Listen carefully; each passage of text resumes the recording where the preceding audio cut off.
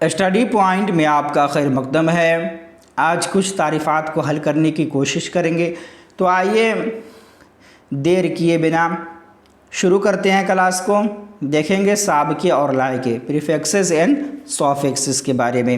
دیکھیں سابقے اور لاحقے کہتے کسے ہیں، تو سابقہ کی پہلے تعریف دیکھتے ہیں کیا ہوتا ہے بھائی۔ کسی بھی لفظ کے شروع میں کوئی دوسرا لفظ جوڑا جائے اسے سابقہ کہتے ہیں، یعنی کسی لفظ کے شروع میں کوئی لفظ جوڑ دیا جائے اسے کیا کہیں گے؟ سابقہ کہیں گے۔ سابقہ کا مطلب ہی ہوتا ہے پہلے، ٹھیک ہے۔ مثال کے طور پر دیکھیں، کار کے شروع میں بے جوڑنے سے کیا ہو جائے گا؟ بیکار ہو جاتا ہے۔ کیا ہے بھائی؟ کار کے شروع میں ہم بے جوڑ دیے تو کیا ہو گیا؟ بیکار ہو گیا۔ تو یہی کیا ہو جائے گا؟ بیکار ہو گیا۔ تو یہی کیا ہو جائے گا؟ سابقہ ہو گیا۔ یعنی کار کے پہلے بے لگا دیے تو یہ سابقہ ہو گیا۔ یعنی کسی لفظ کے شروع میں کوئی لفظ جوڑ دیا جائے وہ سابقہ ہوتا ہے، اور کسی لفظ کے آخر میں کوئی لفظ جوڑ دیا جائے وہ لاحقہ ہوتا ہے، ٹھیک ہے۔ لاحقہ آگے دیکھیں گے، پہلے سابقہ سمجھ لیجئے۔ کسی لفظ کے شروع میں کوئی دوسرا لفظ جوڑا جائے وہ سابقہ ہوگا۔ جیسے کار کے شروع میں کیا جوڑ دیے ہیں؟ بے لگا دیے ہیں، بے جوڑ دیے ہیں، تو اسی سے کیا ہو گیا؟ بیکار ہو گیا۔ اب کچھ سابقہ کے الفاظ ہیں اس کو دیکھتے ہیں۔ دیکھیں سابقہ کے کچھ الفاظ ہیں، جیسے ان پڑھ، پڑھ سے کیا بنا ہے؟ ان پڑھ، شروع میں ان لگ گیا ہے۔ اسی طرح ادب سے کیا ہے؟ با ادب۔ سر بلند، غیر مسلم، ہر گھڑی، ہم سفر، اہل وطن، ہم وطن، بد چلن، ناسمجھ وغیرہ۔ تو یہ سارے کیا ہے؟ سابقہ ہے۔ یعنی بلند سے پہلے کیا لگا ہے؟ سر لگا ہے۔ اسی طرح مسلم سے پہلے کیا لگا ہے؟ غیر لگا ہے۔ گھڑی سے پہلے ہر لگا ہے۔ سفر سے پہلے ہم لگا ہے۔ وطن سے پہلے اہل لگا ہے۔ وطن سے پہلے ہم لگا ہے۔ چلن سے پہلے بد لگا ہے۔ اسی طرح سمجھ سے پہلے نہ لگا ہے۔ تو یہ شروع میں لفظ جوڑا گیا ہے تو یہ کیا ہو جائے گا؟ سابقہ ہو جائے گا۔ بات سمجھ میں آئی؟ اب دیکھیں لاحقہ کی تعریف دیکھیں۔ کسی لفظ کے آخر میں کوئی دوسرا لفظ جوڑا جائے اسے لاحقہ کہتے ہیں۔ سابقہ کو معلوم چل ہی گیا، کسی لفظ کے شروع میں کوئی لفظ جوڑنے سے سابقہ ہوگا۔ اور لاحقہ کیا ہے بھائی؟ کسی لفظ کے آخر میں کوئی دوسرا لفظ جوڑا جائے وہ لاحقہ ہوگا۔ اب مثال سے سمجھے، شان کے آخر میں دار جوڑنے سے شاندار ہوتا ہے۔ یعنی شان کے بعد کیا جوڑ دیے؟ دار جوڑ دیے۔ یہ دار جوڑنے سے کیا بن گیا؟ لاحقہ بن گیا، اور ایک معنی دار الفاظ بھی بن گیا۔ کیا ہو گیا؟ شاندار، ٹھیک ہے۔ شان سے کیا ہو گیا؟ شاندار۔ لاحقہ اور سابقہ سمجھ میں آ گئی بات۔ اب دیکھیں دھوکہ باز، کیا ہے بھائی؟ دھوکہ باز۔ اب دھوکہ کے بعد کیا جوڑ دیے؟ باز جوڑ دیے۔ اسی طرح عید سے عیدگاہ، قلم سے قلمدان، عقل سے مند، ٹھیک ہے، عقل سے عقل مند ہو گیا۔ درد سے ناک جوڑ دیے تو دردناک ہو گیا۔ خیر میں خواہ جوڑ دیے تو کیا ہو گیا؟ خیر خواہ۔ اسی طرح مال میں دار جوڑ دیے تو مالدار ہو گیا۔ اسی طرح دولت مند، افسوسناک، خدمتگار وغیرہ۔ تو یہ سارے لاحقہ کے الفاظ ہیں۔ آپ کو اور بھی سارے سابقے اور لاحقے کے الفاظ کو دیکھنے ہوں گے اور سمجھنے ہوں گے، تب جا کے آپ کو بہت سارے الفاظ لکھنے کے لیے بھی آتے ہیں۔ تو اس طرح آپ زیادہ پریکٹس کریں گے تو انشاءاللہ آپ کو سمجھ میں آ جائے گی، ٹھیک ہے۔ سابقہ اور لاحقہ کیا ہے؟ سابقہ جس لفظ کے پہلے کوئی لفظ جوڑ دیا جائے وہ سابقہ ہو جاتا ہے، اور جس لفظ کے بعد میں آخر میں کوئی لفظ جوڑ دیا جائے وہ لاحقہ ہو جاتا ہے۔ چلیں اب کچھ مترادفات کس کو کہتے ہیں بھائی؟ مترادفات کس کو کہتے ہیں؟ اب اس کی تعریف پڑھتے ہیں۔ مترادف الفاظ سے مراد وہ الفاظ ہوتے ہیں جو لکھنے میں تو مختلف ہوں مگر ان کے معنی ایک جیسے ہوں۔ کیا ہے بھائی؟ مترادف الفاظ کس کو کہتے ہیں؟ جو لکھنے میں تو مختلف ہو، الگ الگ ہو، لیکن اس کا معنی جو ہے ایک جیسے ہو۔ جیسے یہاں پہ دیکھیں عزت و آبرو، بولتے ہیں نا عام بھاشا میں عزت و آبرو، تو عزت کے معنی بھی عزت وہی ہے اور آبرو کے معنی بھی عزت ہی ہے، لیکن لفظ جو لکھنے میں جو شکل ہے وہ الگ الگ ہے، لفظ الگ الگ ہو سکتے ہیں لیکن جو معنی ہے وہ ایک ہوں گے، ٹھیک ہے۔ تو مترادف الفاظ سے مراد وہ الفاظ ہوتے ہیں جو لکھنے میں تو مختلف ہو، الگ الگ ہو، لیکن معنی ایک جیسے ہوں، ٹھیک ہے۔ اب یہاں پہ کچھ الفاظ ہے اس کو دیکھ لیجئے۔ آرزو تمنا، معنی ایک ہی ہے سب کا، سہل آسان، آسمان فلک، آغاز ابتدا، مہتاب چاند، ٹھیک ہے۔ معنی سب کا ایک ہے لیکن الفاظ کیا ہے؟ الگ الگ ہے۔ اسی طرح خلوت تنہائی، دلیل ثبوت، جہنم دوزخ، ذلت رسوائی، تو یہ سارے معنی ایک ہی ہیں لیکن الفاظ الگ الگ ہیں، تو مترادف اسی کو کہتے ہیں، سمجھ میں آئے۔ اس کے بعد ہے محاورے اور ضرب الامثال۔ محاورے اور ضرب الامثال کہتے کسے ہیں؟ دیکھیں بھائی، محاورہ قواعد کی روح سے محاورہ اسے کہتے ہیں کہ کوئی کلمہ یا کلام حقیقی کے بجائے مجازی معنی میں آئے، یعنی لفظ کے لغوی معنی نہ لیے جائیں بلکہ وہ مخصوص مفہوم سمجھا جائے جو اہل زبان کی گفتگو میں رائج ہے۔ یعنی محاورہ قواعد کے روح سے، گرامر کے روح سے اس کو کہتے ہیں جو کوئی کلمہ یا کلام حقیقی کے بجائے مجازی معنی میں آئے، یعنی حقیقی معنی کے بجائے مجازی معنی میں استعمال ہو، یعنی لفظ کا جو لغوی معنی ہے، لغت کے اعتبار سے جو معنی ہے اس کو نہ لیا جائے بلکہ جو اہل زبان ہے، جن کو زبان پر مہارت ہے، ان لوگوں نے جو مخصوص مفہوم سمجھایا ہے ہمیں، تو جو گفتگو جو اہل زبان کی گفتگو میں رائج ہے، جو ان لوگوں کی گفتگو میں رائج ہے جو مخصوص مفہوم سمجھائے اور جو اہل زبان کی گفتگو میں رائج ہے، اسی کو ہم کیا کہیں گے؟ محاورہ کہیں گے، یعنی اس کے لغوی معنی نہیں لیے جائیں گے بلکہ وہ مخصوص مفہوم سمجھا جائے گا جو اہل زبان نے گفتگو میں رائج کیا ہے۔ جیسے یہاں پہ دیکھیں ایک چیز کہ بسم اللہ کرنا، بسم اللہ کرنا سے مراد واقعی بسم اللہ پڑھنا نہیں بلکہ کسی کام کی ابتدا یا آغاز کرنا ہوتا ہے۔ اب دیکھیں بھائی، عام مفہوم سے کیا سمجھا جاتا ہے؟ اگر آپ کھانا کھا رہے ہیں، کسی کو بلا رہے ہیں، کسی کو کھانے کا دل نہیں، تو کیا کہتا ہے؟ عام طور پر یہ بارک اللہ تو پڑھتا نہیں بہت کوئی، ہر کسی کو معلوم بھی نہیں رہتا ہے، تو کیا کہتا ہے؟ بسم اللہ کیجئے۔ تو اس کا مطلب یہ نہیں کہ آپ بسم اللہ پڑھنا شروع کیجئے بلکہ کھانا کھانا شروع کیجئے، کھانا کی ابتدا کیجئے۔ اسی طرح کسی کام کی ابتدا یا آغاز کرنا ہی بسم اللہ، جیسے وغیرہ آپ جائیں عام طور پر گاؤں میں دیکھیں گے کہ ایک جگہ جب کھانا کھاتا ہے آدمی تو کیا کرتا ہے؟ بھائی بسم اللہ کیجئے، یعنی شروع کیجئے۔ تو اس کا مطلب واقعی میں بسم اللہ پڑھنا نہیں ہوتا ہے، جو لغت کے اعتبار سے بسم اللہ ہے کہ بسم اللہ پڑھنا نہیں، بلکہ عام مخصوص مفہوم ہے جو اہل زبان نے استعمال کر دیا ہے، جو لوگوں میں رائج ہو گیا ہے، اسی کو ہم محاورہ کہتے ہیں۔ جیسے بسم اللہ پڑھنا سے واقعی بسم اللہ پڑھنا نہیں ہوتا بلکہ کسی کام کا آغاز کرنا یا شروعات کرنا ہوتا ہے، ٹھیک ہے۔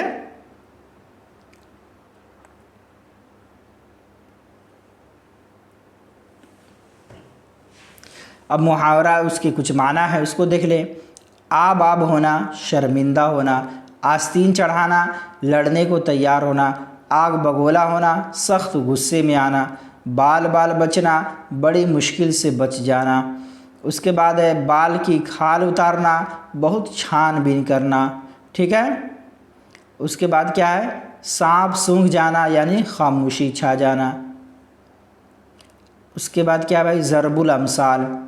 اب ضرب الامثال کس کو کہتے ہیں؟ دیکھیں، کوئی فقرہ، جملہ، شعر یا مصرع جو زندگی کے بارے میں کسی خاص اصول، حقیقت یا رویوں کو جامع اور بلیغ طور پر بیان کرے اور عوام و خاص اسے ترجمانی کے لیے استعمال کرنے لگے، کہاوت کہلاتا ہے۔ اسی کو عربی میں ضرب المثل کہا جاتا ہے۔ کیا مطلب بھائی؟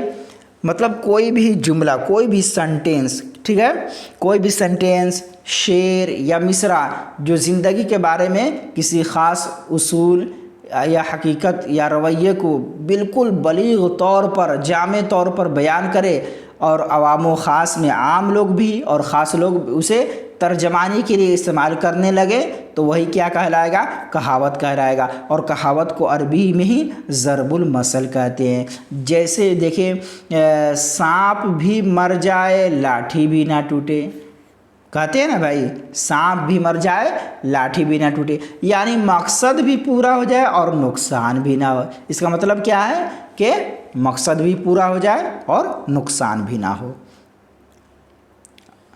अब ज़रबुल अमसाल, उसका कुछ मतलब है, उसको देखते हैं। आप भले तो जग भला, यानी इंसान खुद अच्छा हो तो दूसरे भी अच्छे लगते हैं। आग बिन धुआं कहाँ, हर बात की कोई ना कोई वजह तो होती है। तीन में ना तेरह में, जो किसी में शुमार ना हो। गरीब की जोरू सबकी भाभी, यानी गरीब पर सबका बस चलता है। उसके बाद है आम के आम गुठलियों के दाम, यानी दोहरा फ़ायदा। ये सब क्या है? ज़रबुल अमसाल है। उसके बाद है पत्थर को जोंक नहीं लगती, पत्थर को जोंक नहीं लगती। भाई पानी में चलेंगे, पानी में जो जोंक रहता है पैर में कितना ख़तरनाक डंग मारता है, खून भी बहने लगता है उससे, ठीक है। तो पत्थर को जोंक नहीं लगती, यानी जालिम को रहम नहीं आता। आप पड़ोसन मुझसी हो, अपने साथ दूसरों का भी बेड़ा गर्क कर दें, ले डूबना। तो ये सारे ज़रबुल अमसाल हो गए। अब देखें, उसके बाद है मुतज़ाद अल्फाज। क्या है? मुतज़ाद कहते किसे हैं? विलम शब्द को मुतज़ाद कहते हैं। मुतज़ाद अल्फाज से मुराद ऐसे अल्फाज है जो एक दूसरे की ज़िद हो या एक दूसरे के उलट हो, जैसे हलाल हराम। तो हलाल का उलट क्या है? हराम है, और हराम का उलट क्या है? हलाल है। समझ में आए? जो विलम शब्द हो। मुतज़ाद ऐसे अल्फाज हैं जो एक दूसरे की ज़िद हो या एक दूसरे का उल्टा हो, ठीक है। कुछ देख लें। रात दिन, सुबह शाम, आज़ादी ग़ुलामी, अमीर गरीब। उसके बाद है तारीख रोशन। ये सब क्या है? मुतज़ाद अल्फाज है। ज़बरदस्त ज़ीरदस्त, मुनासिब नामुनासिब, ज़ाहिर बातिन। तो एक शब्द दूसरे शब्द का विलम है, ठीक है। अब देखें वाहिद जमा। वाहिद और जमा ये तो पढ़ चुके हैं, फिर भी देखें। वह इसम है जो किसी इसम के सिर्फ एक अदद को ज़ाहिर हो, यानी जिससे किसी एक अदद का ज़ाहिर होता है वो क्या होता है? वाहिद होता है। जैसे मदरसा एक मदरसा, मस्जिद एक मस्जिद। अब जमा क्या है? वह इसम जो किसी इसम के एक से ज़्यादा तादाद को ज़ाहिर करे, एक से ज़्यादा तादाद को ज़ाहिर कर रहा हो, क्या हो जाएगा? जमा हो जाएगा भाई। जैसे मदरसा से मदारिस, बहुत सारे मदारिस, उसी तरह मसाजिद, बहुत सारे मसाजिद, ठीक है। कुछ वाहिद जमा है, इसको देखें। बाब क्या है? वाहिद है। इसके जमा क्या है? अबवाब। उसी तरह दलील से दलाइल, अदब से आदाब, तर्जमा से तराजीम। उसके बाद है हाल से अहवाल, हर्फ से हुरूफ। तो ये सब वाहिद जमा हो गए, ठीक है। अब देखें कुछ तारीफ़ात है, इस तारीफ़ात को देखें और ध्यान से देखें, इस पे ज़्यादा ध्यान देने की ज़रूरत है। पहला क्या है? मतला। दूसरा है हुस्ने मतला। तीसरा है मक्ता। उसके बाद है काफ़िया और रदीफ़। इन सारी चीज़ों के हमें तारीफ़ात को देखना है। तो चलिए इसकी तारीफ़ात को देखते हैं। चलिए, मतला किसको कहते हैं भाई? किसी गज़ल, कसीदे और नज़्म का पहला शेर मतला कहलाता है। यानी किसी भी कसीदे, गज़ल और नज़्म का पहला शेर क्या कहलाता है? मतला कहलाता है। और मतला के दोनों मिसरे हम काफ़िया और रदीफ़ होते हैं। काफ़िया और रदीफ़ आपको इसके बाद बताएंगे। पहले इतना समझ लें कि मतला किसी गज़ल और कसीदे का पहला जो शेर होता है उसी को क्या कहते हैं? मतला कहते हैं। और एक मिसाल देख लें। मिसाल देखें। खड़ा डिनर है, गरीबुद्दियार खाते हैं, बने हुए शुतरे बेमुहार खाते हैं। तो यहाँ पे पहला शेर क्या है? یہ کسی بھی غزل کا اور نظم کا یہ پہلا شعر ہے۔ اس سے پتہ کیسے چل رہا ہے کہ پہلا شعر ہے؟ جیسے دونوں مصرے ہم قافیہ اور ردیف ہے، دیکھیے یہاں پہ کھاتے ہیں، ادھر بھی کھاتے ہیں، ادھر دیار دیکھے، ادھر مہار دیکھے، تو دونوں قافیہ ردیف پر ہی مشتمل ہے۔ سمجھ میں آئی بات؟ تو یہ مطلع ہو جائے گا۔ کسی بھی شعر، کسی بھی قصیدہ، غزل یا نظم کا پہلا شعر کیا ہو جائے گا؟ مطلع ہو جائے گا۔ اس کے بعد حسن مطلع ہے۔ حسن مطلع کس کو کہتے ہیں؟ جو پہلا مطلع ہے اس کے بعد ایک اور مطلع ہو جائے کسی کلام میں تو وہ حسن مطلع ہو جاتا ہے، اس کو مطلع ثانی بھی کہتے ہیں، ٹھیک ہے؟ تو اب دیکھیں، اگر کسی غزل میں دو مطلع ہوں تو دوسرے کو حسن مطلع کہتے ہیں۔ یعنی پہلے کسی غزل میں یا کسی نظم میں دو مطلع ہو تو دوسرے پہلے کو تو مطلع ہی کہیں گے اور دوسرے والے کو کیا کہیں گے؟ حسن مطلع یا مطلع ثانی کہیں گے، ٹھیک ہے؟ جیسے دیکھیں وہاں پہ پہلا مطلع تو وہ ہو گیا پہلے شعر میں۔ اب دیکھیں، اور اپنی میز پر ہو کر سوار کھاتے ہیں کچھ ایسی شان سے جیسے ادھار کھاتے ہیں، تو یہاں بھی کھاتے آیا، ادھر بھی کھاتے آیا، سوار ادھر بھی آیا، ادھار ادھر بھی آیا، تو قافیہ ردیف پر یہ بھی مشتمل ہے۔ تو اسی کو کیا کہیں گے؟ حسن مطلع یا مطلع ثانی۔ یعنی کسی غزل میں دو اگر مطلع ہے، دو مطلع ہے تو کیا ہو جائے گا؟ پہلا والا تو مطلع ہی ہوگا اور اس کے بعد والا کیا ہو جائے گا؟ حسن مطلع یا مطلع ثانی۔ سمجھ میں آئی بات؟ چلے اب دیکھیں مقطع کس کو کہتے ہیں؟ مقطع غزل یا قصیدے کا آخری شعر مقطع کہلاتا ہے۔ اس شعر میں شاعر کیا کرتا ہے؟ بالعموم اپنا تخلص استعمال کرتے ہیں، جس میں کیا کرتے ہیں؟ شاعر اپنے ٹائٹل کو استعمال کرتے ہیں، اپنا تخلص استعمال کرتے ہیں۔ تو مقطع کی تعریف کیا ہو گئی بھائی؟ غزل یا قصیدے کا جو آخری شعر ہوتا ہے وہ آخری شعر ہی کیا کہلاتا ہے؟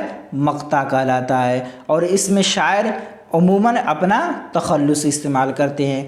جیسے دیکھیں، ہوا ہے شہ کا مصاحب فرے ہے اتراتا وگرنہ شہر میں غالب کی آبرو کیا ہے، ٹھیک ہے؟ کیا ہے؟ ہوا ہے شہ کا مصاحب فرے ہے اتراتا وگرنہ شہر میں غالب کی آبرو کیا ہے۔ تو یہ غالب کے یہ آخری شعر بھی ہے اور اس میں غالب کا تخلص بھی ہے، ٹھیک ہے؟ تو اسی کو مقطع کہیں گے۔ چلیں اس کے بعد ہے تخلص۔ وہی مقطع میں جب شاعر اپنا ٹائٹل لگاتا ہے اسی کو کیا کہتے ہیں؟ تخلص کہتے ہیں۔ دیکھیں تخلص کس کو کہتے ہیں؟ وہ مختصر نام جو شاعر اپنے اصلی نام کے بجائے اشعار میں استعمال کرتے ہیں، اشعار یعنی مقطع میں استعمال کرتے ہیں، ٹھیک ہے؟ وہ مختصر نام جو شاعر اپنے اصلی نام کے بجائے اشعار میں یا مقطع میں استعمال کرتے ہیں، جیسے غالب، حالی، داغ وغیرہ۔ یعنی کیا ہے؟ داغ دہلوی، مرزا غالب، الطاف حسین حالی، تو ان لوگوں نے ان کا تخلص کیا ہے؟ مرزا کا غالب ہے، الطاف حسین کا کیا ہے؟ حالی ہے، داغ دہلوی میں داغ ہے، ٹھیک ہے؟ تو یہ سب کیا ہو جائے گا؟ تخلص ہو جائے گا جو شاعر مقطع میں استعمال کرتا ہے۔ جیسے اردو ہے جس کا نام ہمیں جانتے ہیں داغ، کیا ہے بھائی؟ اردو ہے جس کا نام ہمیں جانتے ہیں داغ، سارے جہاں میں دھوم ہماری زباں کی ہے، ٹھیک ہے؟ تو یہ ایک تخلص بھی ہو گیا اور شاعر کیا ہے؟ اپنے اصلی نام کے بجائے مختصر سا نام لگاتا ہے، ٹھیک ہے؟ اسی کو تخلص کہتے ہیں۔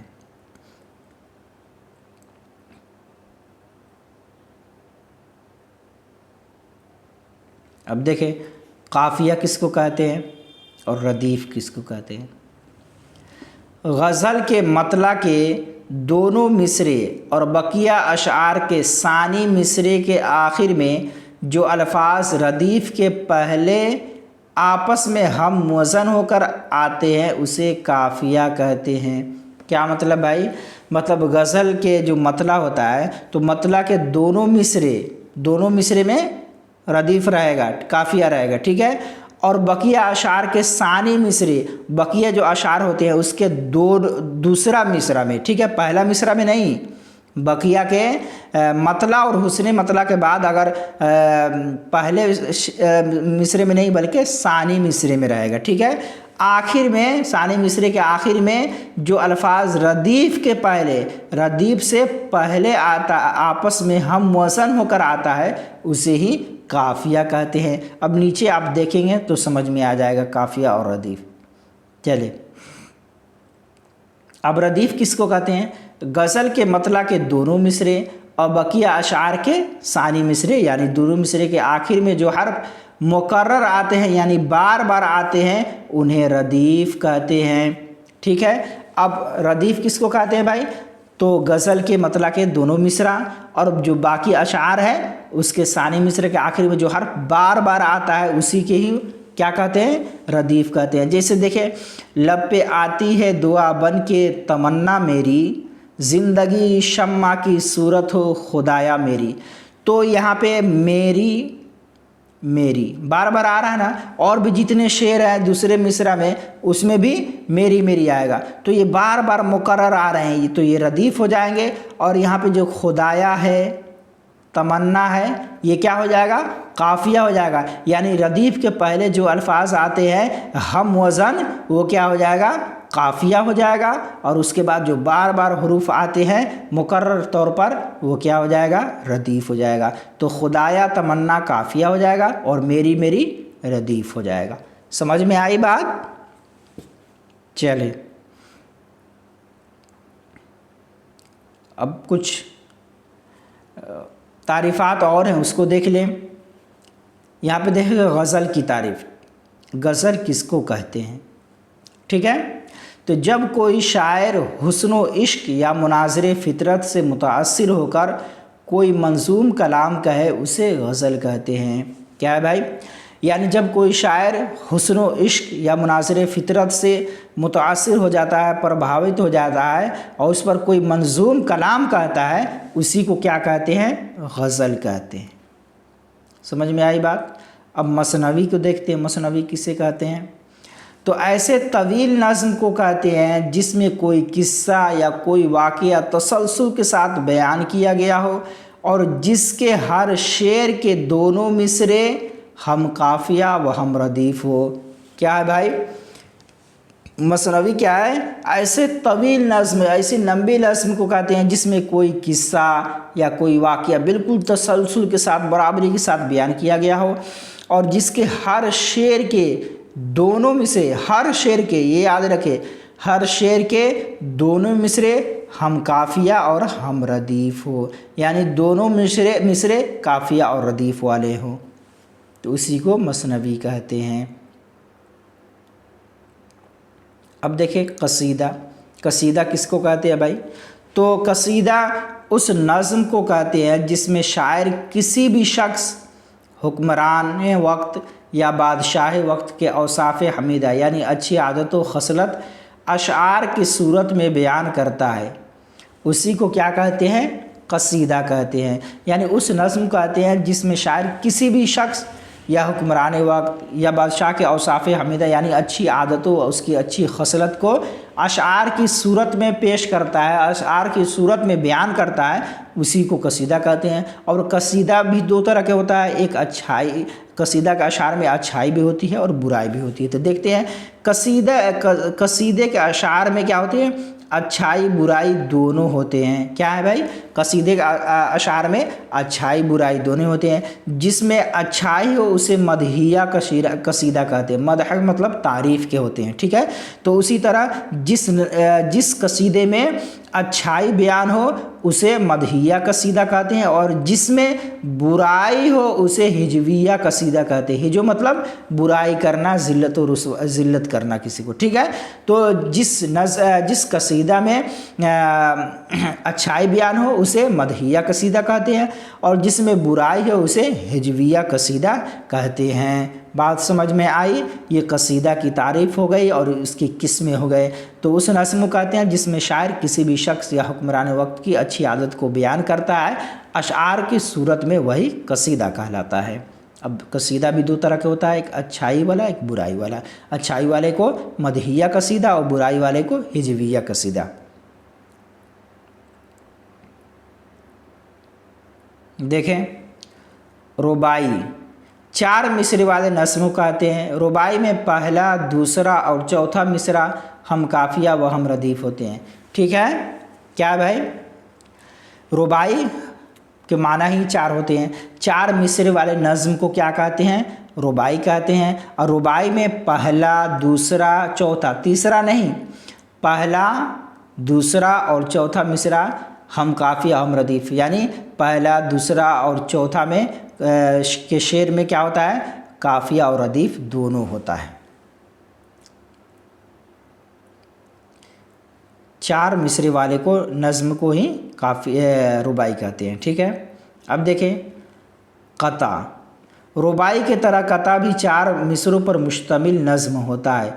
फ़र्क यह है कि क़ताआत किसी ख़ास मौजू पर कहे जाते हैं और रुबाई कहे जाते हैं, और रुबाई के बरखिलाफ़ क़ताआत के दूसरे और चौथे मिसरे हम रदीफ़ और हम काफिया होते हैं। ठीक है, इसमें क्या होता है भाई? ये रुबाई की तरह ही क़ता चार मिसरों पर मुश्तमिल नज़्म होता है। फ़र्क ये है कि क़ता जो है किसी ख़ास मौजू पर कहे जाते हैं और रुबाई के बरखिलाफ़ क़ताआत के दूसरे और चौथे मिसरे हम काफिया हम रदीफ़ होते हैं। इसमें क्या था? पहले, दूसरे और चौथे, लेकिन रुबाई क़ता में क्या है भाई? दूसरे और चौथे मिसरे हम काफिया और हम रदीफ़ होते हैं। समझ में आई बात? अब देखें मरसिया। मरसिया किसे कहते हैं? जिस नज़्म में मरने वाले का औसाफ बयान किए जाए और उसकी मौत पर रंजो गम का इजहार किया जाए वह मरसिया कहलाता है। यानी किसी के इंतकाल पर नज़्म की सूरत में उसके औसाफ की, उसकी खूबी को बयान किया जाए और उसके मौत पर रंजो गम का इजहार किया जाए शेर की शक्ल में, वो क्या कहलाता है? मरसिया कहलाता है। यानी जिस नज़्म में मरने वाले के औसाफ बयान किया जाए, यानी उसकी खूबी बयान की जाए और उसकी मौत पर रंजो गम का इजहार किया जाए, वो मरसिया कहलाता है। चलिए अब देखें आज़ाद नज़्म। ये क्या है? आज़ाद नज़्म है। इसमें अरकान बहर की तादाद हर मिसरे में मुतअय्यन नहीं होती, जिसकी वजह से मिसरे छोटे बड़े हो जाते हैं। यानी आज़ाद नज़्म में क्या होता है? जो बहर है, अरकान है, जो उसूल व क़वानीन है शेर लिखने के, इसमें उस उसूल व क़वानीन की पाबंदी नहीं होती है और इसमें मिसरे में मुतअय्यन नहीं होते। बहर की तादाद हर मिसरे में मुतअय्यन नहीं होते और मिसरे में बहर और अरकान मुतअय्यन नहीं होंगे तो ज़ाहिर सी बात है कोई मिसरा छोटा होगा, कोई मिसरा बड़ा हो जाएगा। अगर बहर और अरकान के उसूल की पासदारी होगी तो दोनों बराबर होंगे। जैसे लब पे आती है दुआ बन के तमन्ना मेरी, ज़िंदगी शम्मा की सूरत हो खुदाया मेरी, तो इसमें बहर और अरकान बिल्कुल सही तरीके से बयान भी किया गया है। तो आज़ाद नज़्म कहते ही हैं जिसमें हर मिसरे में मुतअय्यन बहर और अरकान ना हो। ठीक है, चलिए उसके बाद है एक मुअर्रा नज़्म। मुअर्रा नज़्म, एक तो आज़ाद नज़्म हो गया, दूसरा क्या है? मुअर्रा नज़्म। तो ऐसी नज़्म कहते हैं जिसमें वज़न भी होता है और अरकान व बहर की पाबंदी भी की जाती है। जैसे आप लब पे आती है देख ले, उसमें अरकान और बहर की पूरी क्या पाबंदी की गई है। अलबत्ता इसमें काफिया और रदीफ़ से काम नहीं लिया जाता। ठीक है, उस समय तो काफिया और रदीफ़ था लेकिन मुअर्रा में क्या होता है? वज़न और अरकान और बहर की पाबंदी तो की जाती है लेकिन इसमें काफिया और रदीफ़ से काम नहीं लिया जाता, बगैर और काफिया रदीफ़ के होता है मुअर्रा। ठीक है, चलिए शाह बैत। शाह बैत किसको कहते हैं भाई? शाह बैत का आपने नाम सुना होगा। किसी कसीदा, नात या हमद के बेहतरीन शेर को शाह बैत कहते हैं। क्या है? शाह बैत किसको कहते हैं? किसी भी कसीदा, नात या हमद या नज़्म के बेहतरीन शेर को शाह बैत कहते हैं। अब उस शाह बैत की तारीफ़ देख लिए। अब देखिए बैतुल गज़ल। बैतुल गज़ल किसको कहते हैं भाई? गज़ल के सबसे बेहतरीन शेर को बैतुल गज़ल कहते हैं। ठीक है, बैतुल गज़ल सिर्फ गज़ल के ही बेहतरीन शेर को बैतुल गज़ल कहेंगे, नात हमद वगैरह के नहीं कहेंगे। ठीक है, बैतुल गज़ल किसको कहते हैं भाई? तो गज़ल के सबसे बेहतरीन शेर को بیت الغزل کہتے ہیں۔ جیسے مجروح سلطان پوری کا ایک شعر دیکھیں، کیا ہے بھائی، جیسے مجروح سلطان پوری کا ایک شعر دیکھیں، یہ جسے بیت الغزل قرار دیا ہے، جیسے میں اکیلا ہی چلا تھا جانب منزل مگر لوگ ساتھ آتے گئے اور کارواں بنتا گیا۔